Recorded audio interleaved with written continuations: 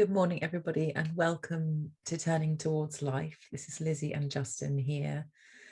As on every Sunday morning, we're with you with a gorgeous source for us to talk about and to be in conversation with one another and see what arises. It's a great joy, as always, to be here and to land in this space and to wander into it together.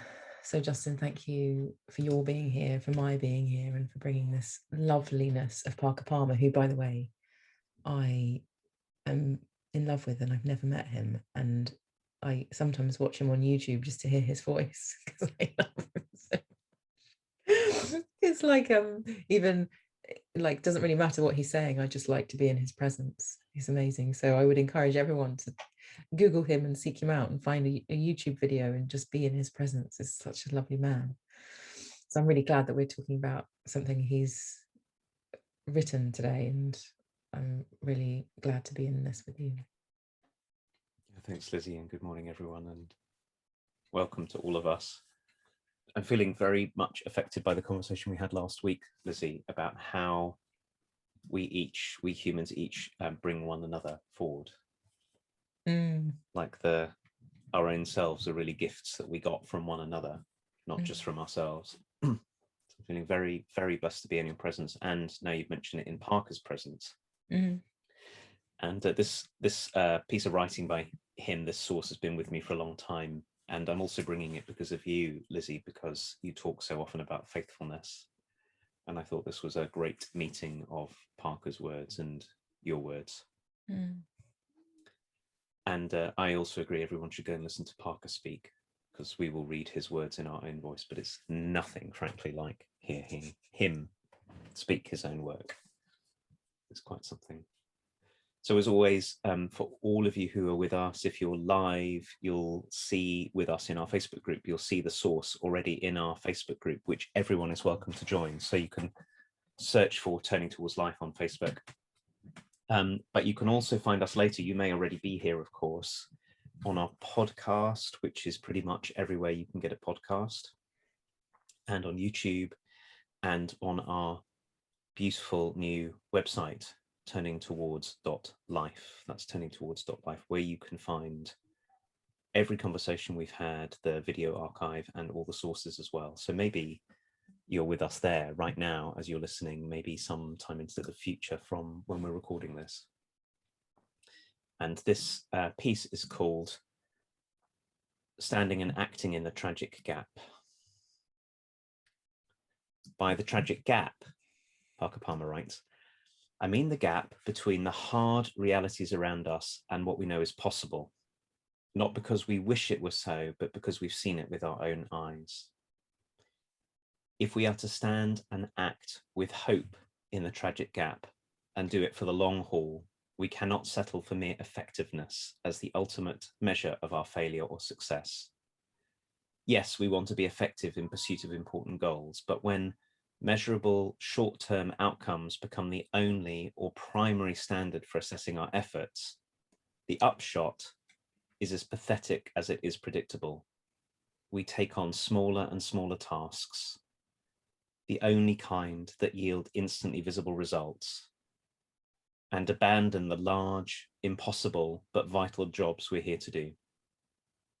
We must judge ourselves by a higher standard than effectiveness, the standard called faithfulness. Are we faithful to the community on which we depend, to doing what we can in response to its pressing needs? Are we faithful to the better angels of our nature and to what they call forth from us? Are we faithful to the eternal conversation of the human race, to speaking and listening in a way that takes us closer to truth? Are we faithful to the call of courage that summons us to witness to the common good, even against great odds?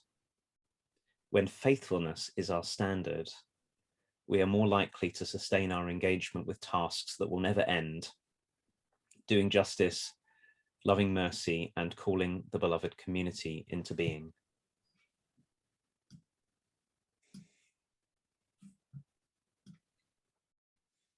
By the tragic gap, I mean the gap between the hard realities around us and what we know is possible. Not because we wish it were so, but because we've seen it with our own eyes. If we are to stand and act with hope in the tragic gap and do it for the long haul, we cannot settle for mere effectiveness as the ultimate measure of our failure or success. Yes, we want to be effective in pursuit of important goals, but when measurable short-term outcomes become the only or primary standard for assessing our efforts, the upshot is as pathetic as it is predictable. We take on smaller and smaller tasks, the only kind that yield instantly visible results, and abandon the large, impossible, but vital jobs we are here to do.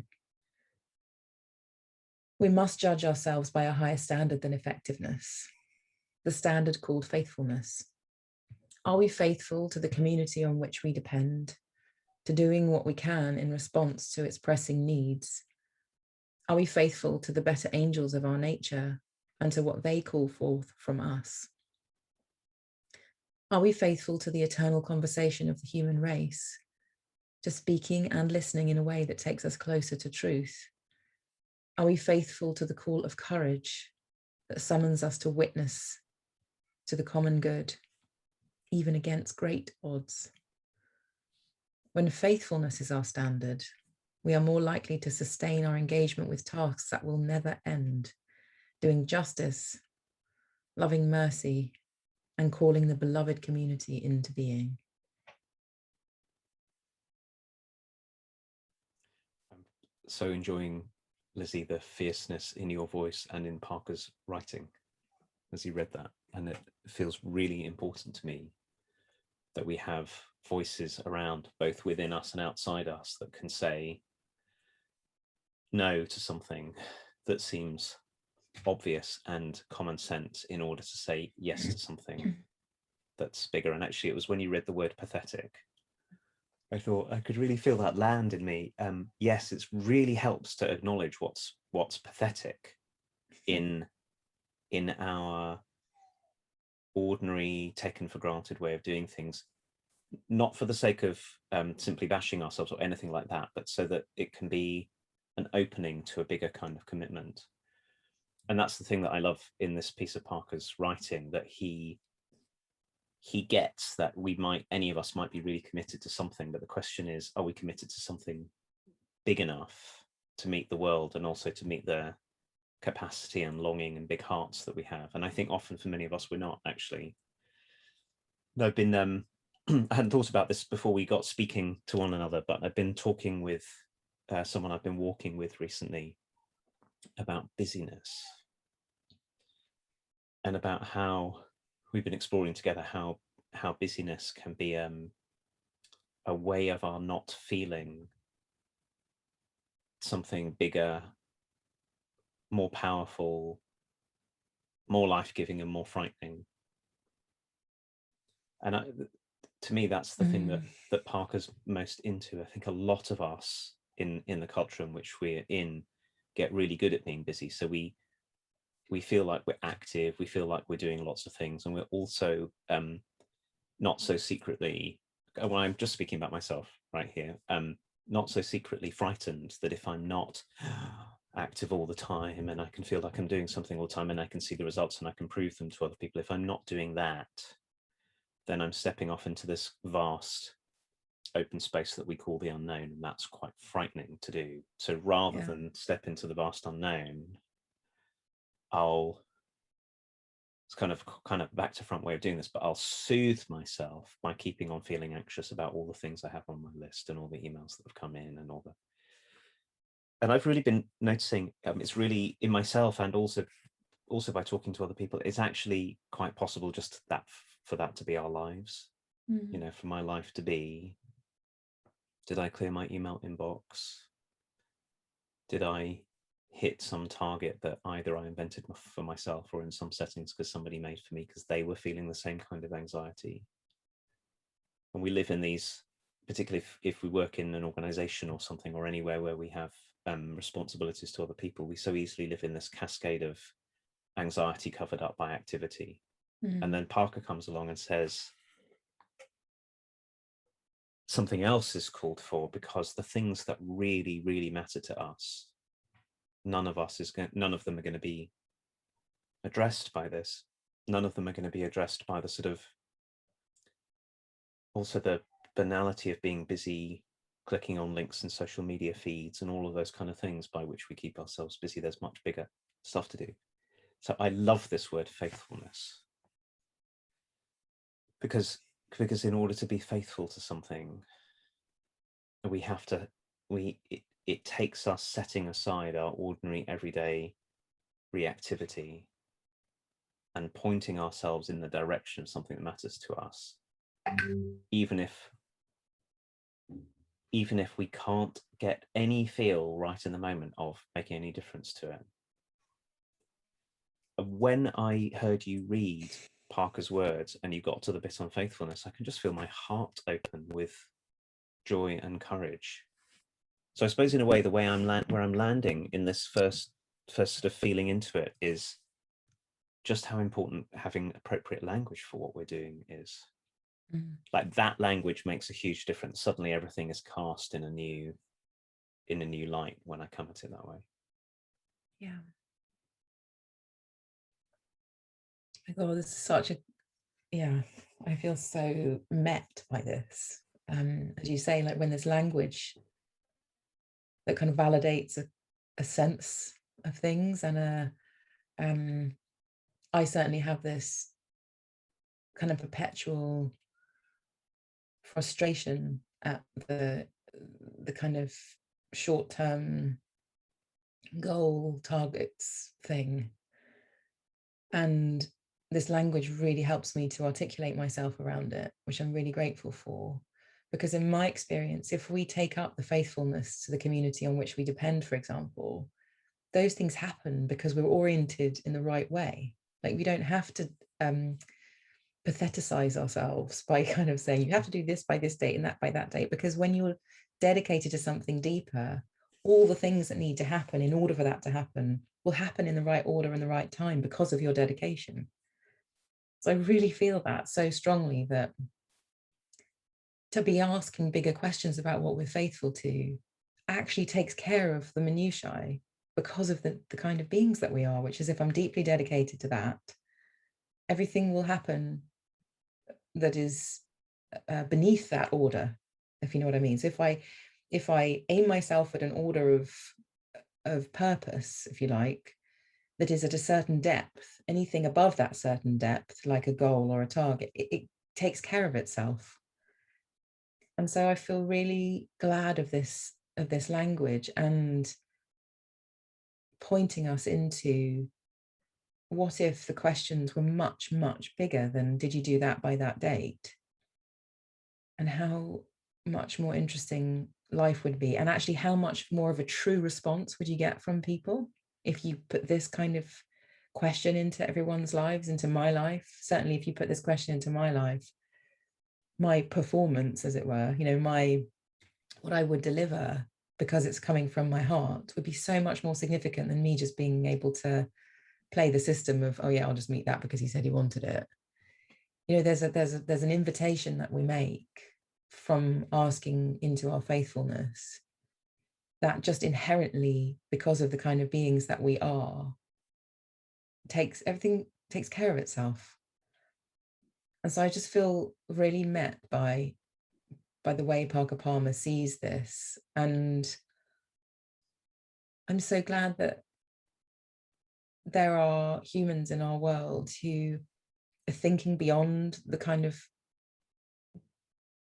the level at which we find ourselves in society and normal culture and normal corporate life and normal business, because it's really important.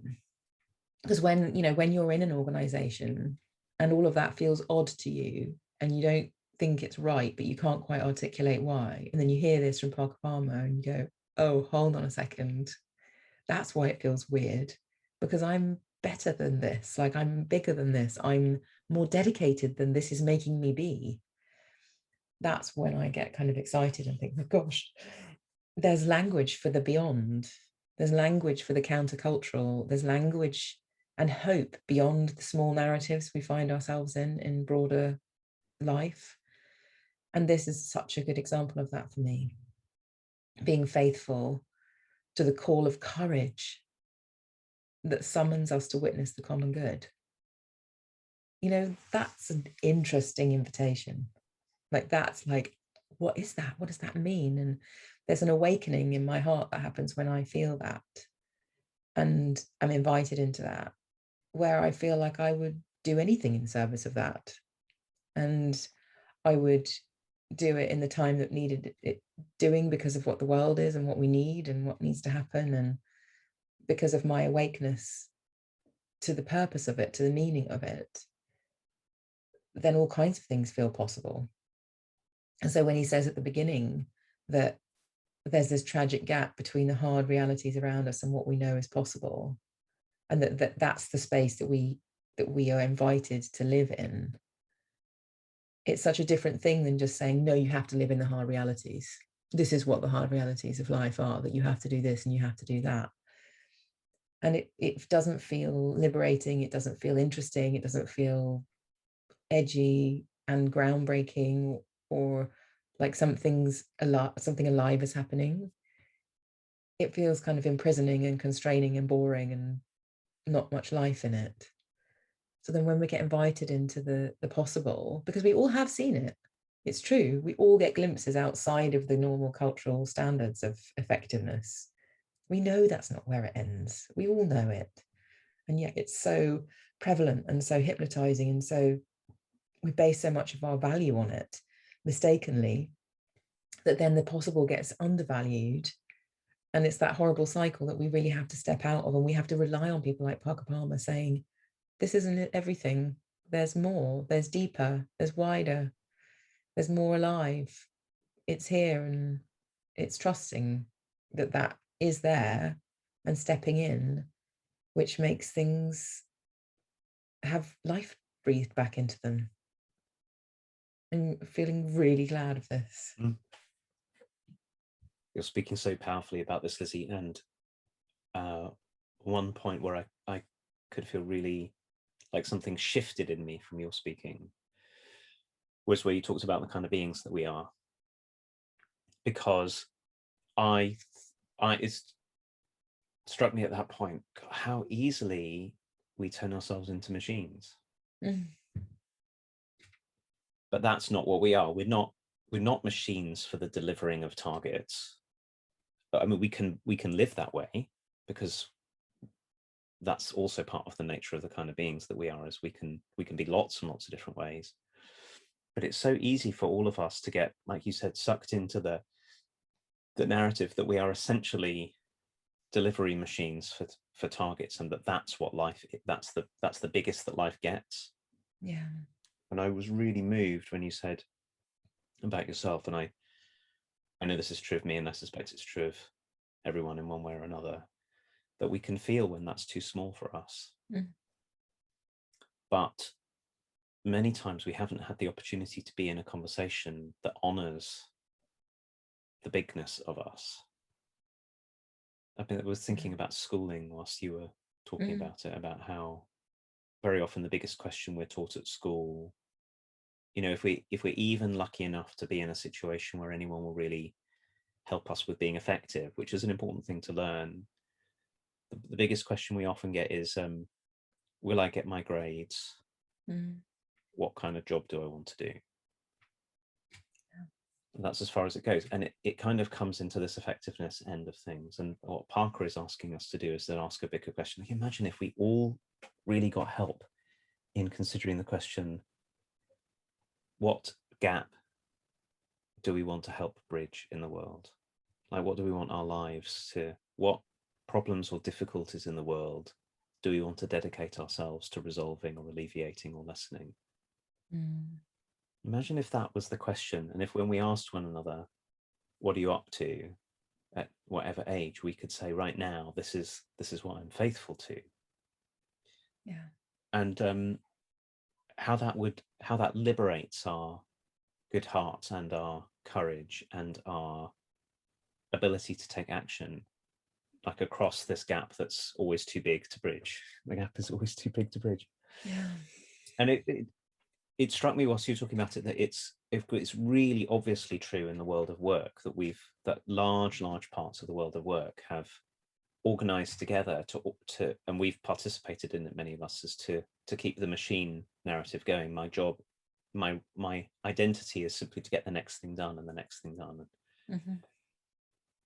But actually I was thinking about parenting whilst you were speaking, like the difference between when I react in the moment to try and make some difficulty go away so that I can feel better, or I'm less troubled by something, that the young people I'm taking care of are in, as opposed to having a bigger question of what kind of world, what kind of way of living into the world am I trying to help here, which is a way bigger question. Anyway, that has me circle back to the thing I really wanted to say about what you said, was to keep on remembering that it's in the nature of being a human that we point ourselves towards questions and possibilities, and the ones that we point ourselves towards shape the relationships we'll be in, what we consider possible for ourselves, how we make sense of everything. That is what it is to be a human. It's really distinctive that we can ask bigger questions, we can make promises to ourselves and to others and to our lives that are bigger than the ones that we're in, and then we can live in the light of those promises, and it shifts our identity when we do that. And I so want myself and us and all of us, I want to keep on remembering that, the power of a promise, the power of a declaration of intent, the power of faithfulness to radically shift what we make of ourselves and how we judge everything that we're up to.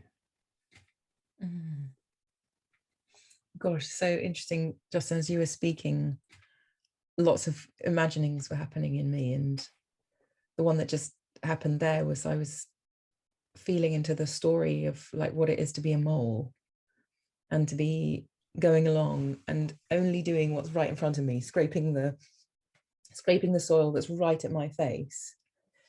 And that's all there is to do, is just keep scraping the soil. And maybe there's a promise of popping up somewhere and getting some light at some point. But really all there is to do is to keep scraping and scraping and scraping. And it's right here in front of me.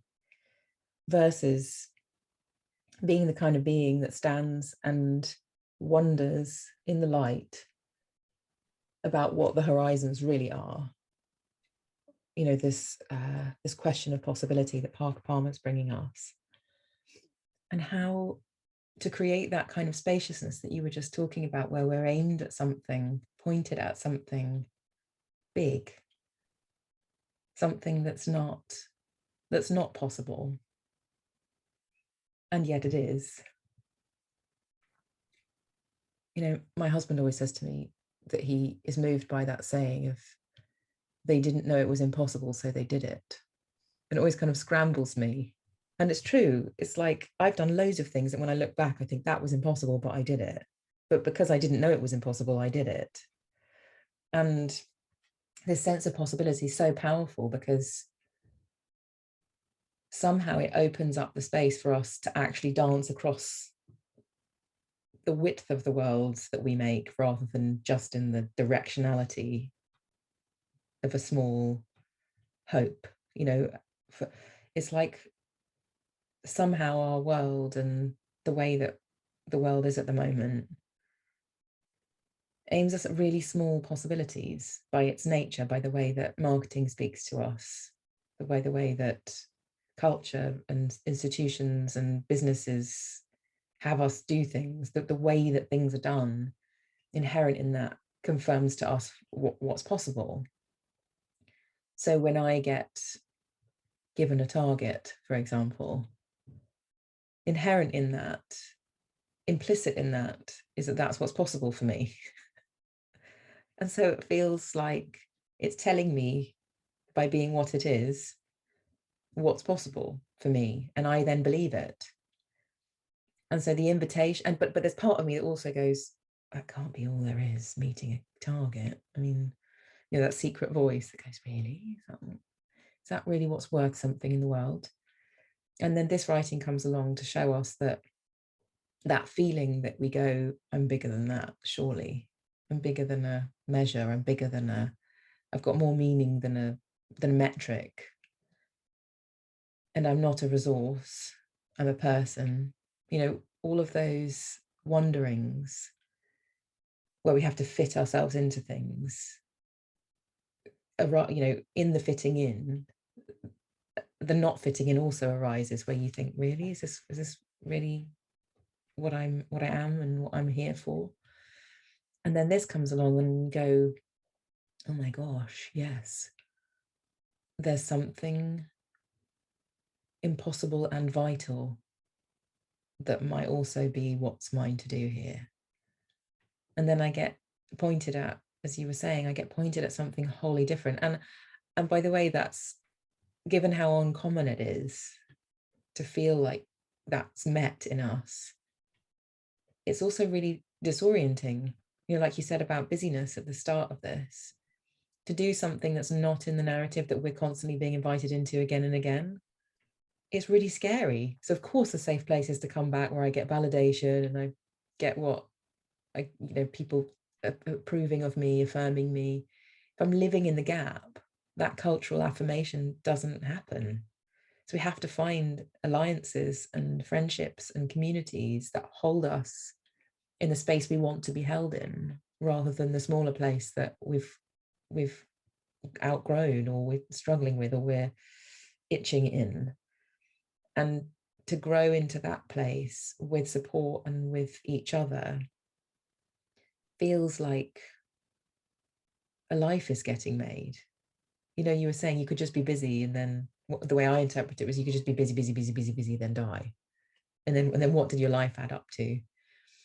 And this is a far riskier, far grander kind of unknowableness, that although it feels hairy and scary when we step out from the cultural norm into something different, you also kind of know it's worth it. You know that the what's going to be made from it is much more life-giving than what gets made from just doing what you're told and doing it well, and then that's it. So this point you make about having alliances, having peers, having community,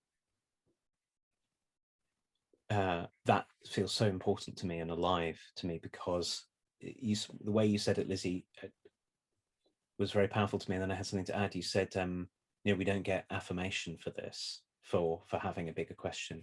I actually think very often what we get is disapproval. So I know there have been times in my life, I feel very awake to this question now, and I feel very settled in largely living a life that feels to me is pointed towards things that I feel really matter, and having some faithful to it. And along the way, lots of places where I've made choices, I've had people in my who sort of go, what? You mean you, I don't know what, turned down that bit of work, didn't hit the target, changed course, set your sights on something that was not, didn't fit into the stories and standards of immediate security and safety that we have in our culture? You mean you're not busy all the time? In fact, quite interestingly, I've noticed this recently, that I take care of my time as best I can, so I've got space for things that really matter. But very often people say to me, I know how busy you are. And actually, it's not true. I'm not. But I can feel the pull in that, because whenever I hear that, I go, shouldn't I be really busy? And I don't mean active. I mean, like, shouldn't I be feeling? And it's not ever ill-intentioned, I don't think. I think it's really well-intentioned. It's just, it's because we swim in this soup. And the only way that I can stay alive to the bigger question, I know, is to be in conversations like this, is to be here with you and with other people who matter, and with other people who want to look at what's on the other side of the tragic gap, and to be faithful and to call one another on. That really helps to have conversations around us that do that. And it's one of the reasons I'm very grateful for Parker, for his speaking and his writing, because he keeps on teaching us this. And every time I come across Parker's work, I feel like I get reawakened again. It's like, oh yeah, there is actually a part of me that forgot this, because it's so hard to remember if we don't have people, community, language, practices to Mm. hold us true or to bring us back. Mm. It's very lovely hearing you say all of that, Justin. And I feel so many times in these conversations that we have that my body also goes, there's like a relief in the conversation, a relief in the story that's being told that's different to the soup, as you were calling it, the story of the soup we're in. So I too appreciate Parker Palmer, and again invite anyone listening to go and find him, find his justice, find his loving mercy, and find his way of calling the beloved community into being, because he's really done that for yonks and is doing that all the time, and I love him. Yeah, thank you, Lizzie.